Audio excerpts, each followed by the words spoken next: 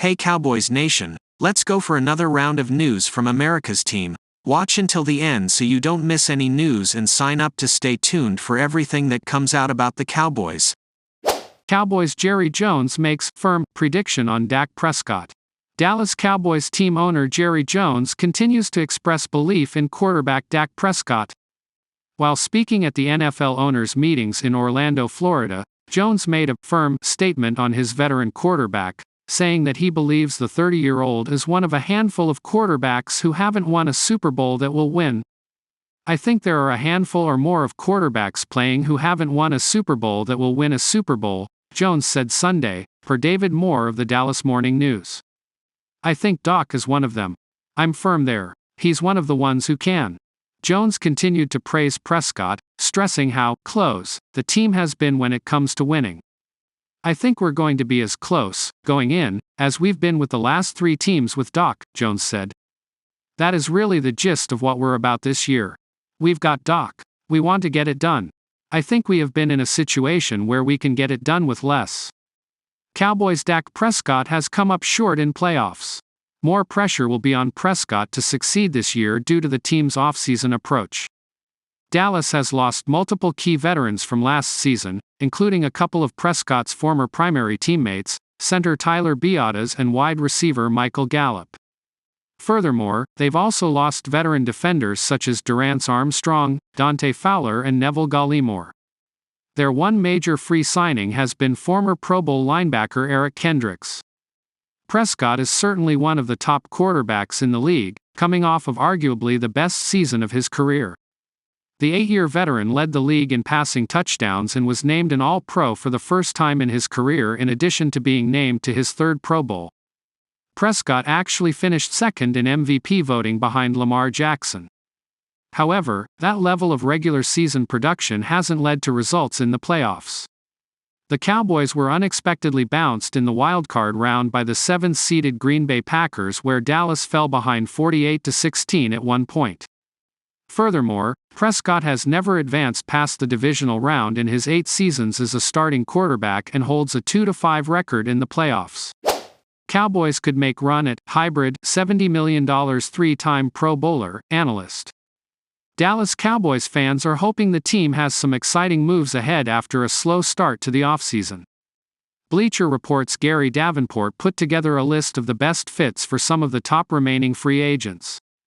The NFL analyst makes an argument for the Cowboys pursuing former Seattle Seahawks safety Jamal Adams. The Seahawks opted to release Adams this offseason in a cap savings move for a player who has had unfortunate injuries in recent years. There could also be some appeal from the Dallas Cowboys, Davenport detailed in a March 24, 2024 story titled, 2024 NFL Free Agency. Best fits for Odell Beckham Jr., top remaining players. Dallas and other NFL teams have run a lot of 3 safety looks in recent seasons, and while the addition of veteran Eric Kendricks brought some badly needed stability at linebacker, there's not much certainty behind him. Adams could be an interesting add in a hybrid role, and he'd help satiate a fanbase that has groused of late about the lack of a splash addition in free agency this year. Cowboys rumors. Dallas may be able to land ex-Seahawks star Jamal Adams on a 1-year prove-it deal. Seattle moved on from Adams as it became difficult to justify the defender's 4-year, $70.5 million contract. The Seahawks had an out in Adams deal and opted to take the dead cap hit rather than be on the hook for the 3-time Pro Bowler's final 2 seasons of his bloated deal. The Cowboys signing Adams would be a much different scenario. Dallas would not be giving up significant draft capital to land Adams like Seattle did. Adams is likely looking to sign a 1-year, prove-it deal to re-establish his presence as an NFL starter. The veteran missed significant time in all 4 of his seasons with the Seahawks. Adams played in a combined 10 games over the last 2 seasons, making a lucrative contract in free agency unlikely.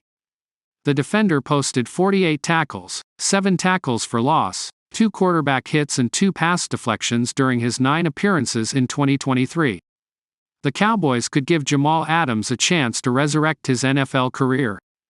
Assuming the price is right, signing Adams offers Dallas little risk while still possessing some upside. Adams has the ability to play both linebacker and safety. The veteran would give new Cowboys defensive coordinator Mike Zimmer a versatile chess piece to use in 2024. There is no bigger stage than Dallas, and a strong season for Adams could land him a better contract in 2025. Adams is going to find it hard to find a sizable deal this offseason with so many top safeties available. The Seahawks gave up 2 first-round picks in trade for Jamal Adams. The Seahawks have been widely criticized for giving up a hefty trade package to acquire Adams from the New York Jets in 2020. Seattle gave up 2 first-rounders as well as a third-round pick as part of the deal to land Adams. During a March 7 interview with Seattle Sports, Wyman and Bob, Seahawks general manager John Schneider defended the trade. "It was the COVID year. We were picking 23rd overall in the first round of the 2021 NFL Draft, and in order to go from where we were and trying to move up to pick a guy like Jamal, who was picked 6th overall in 2017, you've got to give up another first-round pick the next year," Schneider explained. "He came in here, our coaches did a great job with him, he had 9.5 sacks, goes to the Pro Bowl as completely disruptive. He comes back the next year, he's having a good season, gets hurt. Then he gets hurt again, week 1 of 2022, like really bad injury. So I feel bad for him." Why former NFL GM believes Cowboys may need perfect NFL draft. Free agency has been a bit of a disaster for the Dallas Cowboys. In addition to losing stalwart left tackle Tyron Smith to the New York Jets, the Cowboys haven't even attempted to replace him or running back Tony Pollard, who signed with the Tennessee Titans. Dallas free agency losses come with the backdrop of not yet extending quarterback Dak Prescott's contract to create added spending flexibility under the cap to address needs across the roster and perhaps retain Smith. ESPN's Mike Tannenbaum, a former general manager of the Jets, suggested the Cowboys were among the teams that risk taking a step back in 2024. They still have needs at left tackle, center, running back, defensive tackle and receiver, Tannenbaum writes, rattling off the Cowboys' lengthy to-do list. While a lot of their resources will be tied up in extensions for Prescott, CeeDee Lamb and Micah Parsons, it was surprising not to see them make a move on Henry or A.J. Dillon. They deserve credit for outstanding drafting and patience in the past, but they're going to need an almost perfect draft to fill all of their needs. Jerry Jones is walking back, all-in, comments despite facing one of the league's most constraining salary cap situations. Cowboys owner Jerry Jones vowed before free agency that Dallas would be all-in this offseason, ahead of the 2024 campaign.